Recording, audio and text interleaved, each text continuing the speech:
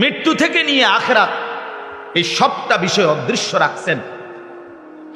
জান কবজের কষ্টটা কি, রুহু কবজের কষ্টটা কি, সাকরাতুল মাউত আল্লাহ আড়াল রাখছেন আমাদের থেকে। লাশ যখন খাটের মধ্যে কবরস্থানের দিকে নেয়, কসম আল্লাহর, আল্লাহর নবী সাল্লাল্লাহু আলাইহি সাল্লাম বলেন, নাফরমান পাপীর লাশ যখন কেউ কাঁধে তুলে খাটের মধ্যে করে কবরস্থানের দিকে রওনা দেয়, আল্লাহর কসম নবী বলছে, সে চিৎকার দেয় আর বলে, ইয়া ওয়াইলাহা আইনা তাযহাবুন, হায় আমার মন্দ কপাল, তোমরা আমারে কই নিয়ে যাচ্ছ, কেন ওইদিকে নিয়ে যাচ্ছ?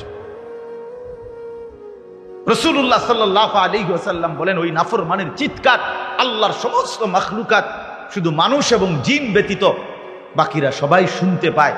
ওয়ালাউ সামিআল ইনসানু লাসাইকা, নবীজি বলেন, মানুষ যদি একবার শুনতো, সাথে সাথে সমস্ত মানুষ চিৎকার দিয়ে বেহুশ হয়ে পড়ে যেত, বেহুশ হয়ে পড়ে থাকে।